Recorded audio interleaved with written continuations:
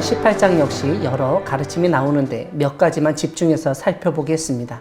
일단 미련한 자가 2절과 6절, 7절에서 언급됩니다. 이와 함께 악한 자, 악인을 두둔하는 자, 의인을 억울하게 하는 것, 남의 말하기를 좋아하는 자, 자기의 일을 게을리하는 자가 앞부분에서 집중적으로 다루어집니다. 이것은 미련하고 악한 삶을 살지 말고 의롭게 살아야 한다는 가르침이라고 볼 수 있습니다.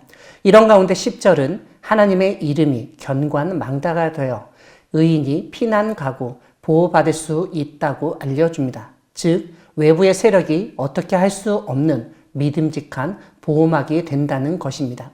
그렇다면 하나님을 믿지 않는 사람은 인생의 보호막이 무엇인지를 보여줍니다. 11절에서는 부자의 보호막은 다름 아니라 그 부자의 재산이라고 알려줍니다. 그런데 중요한 것은 그 재산, 재물이 진짜 보호막이 되지 않고 단지 그 부자가 보호막으로 높은 성벽으로 생각한다는 것입니다. 즉 실제적인 보호막이 안 되어도 스스로 나를 보호해 줄 수 있다고 여긴다는 점에서 부자의 재물은 헛된 것이고 믿을 수 없는 것입니다. 그럼에도 불구하고 적지 않은 사람들이 그러한 재물을 쌓고 누리길 원합니다. 그 재물의 힘에 의존해서 보호받으려 합니다. 그런 사람들에게 오늘 잠언의 말씀은 재물이 싱그루와 같다는 것을 알려줍니다. 이렇게 부자가 자신의 재물을 견고한 성으로 착각하는 동안 오히려 멸망으로 고꾸라지는 이유가 있습니다. 다름 아니라 마음이 교만하기 때문입니다. 마음이 교만하다는 말은 하나님의 이름을 믿지도 의지하지도 않는다는 의미입니다.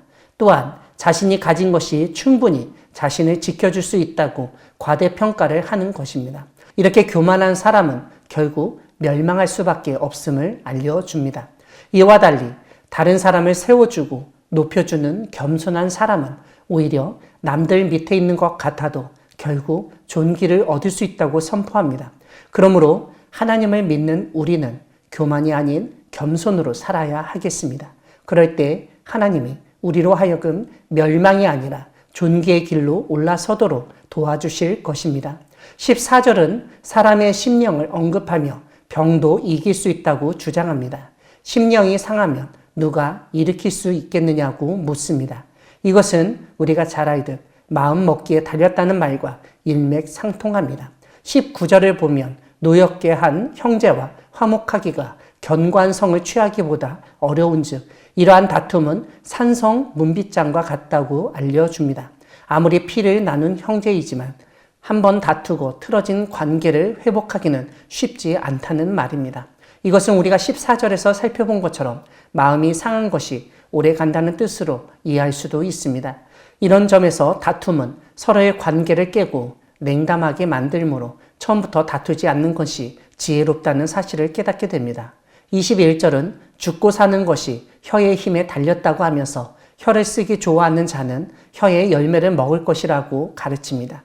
이러한 가르침은 20절과 연결되어 있는데 사람은 입에서 나오는 열매로 배부르게 되어 있다고 알려줍니다.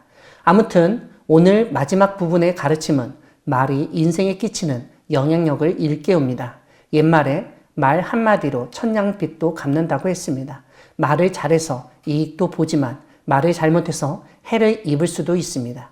사랑하는 광야교회 성도 여러분, 하나님은 우리가 지혜롭게, 겸손하게, 화목하게 살기를 원하시는 분이십니다. 그렇게 살기 위해서는 하나님이 미워하시는 교만을 버려야 합니다. 오늘 본문 12절은 이전의 가르침처럼 사람의 마음의 교만은 멸망의 선봉이요 겸손은 존귀의 길잡이이니라 라고 선포합니다.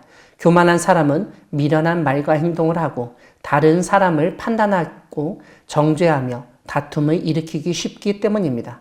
무엇보다 교만한 사람의 말과 행동에서 그 교만뿐만 아니라 미련과 악이 나타나기 마련입니다. 이런 점에서 우리는 항상 겸손한 마음으로 말을 신중히 해야 하겠습니다. 그럴 때 하나님이 우리에게 존귀와 영광으로 갚아주실 것입니다. 주님이 주시는 지혜로운 마음으로 겸손한 말과 행동을 하며 화목을 이루는 우리 모두가 되기를 소망합니다. 아멘.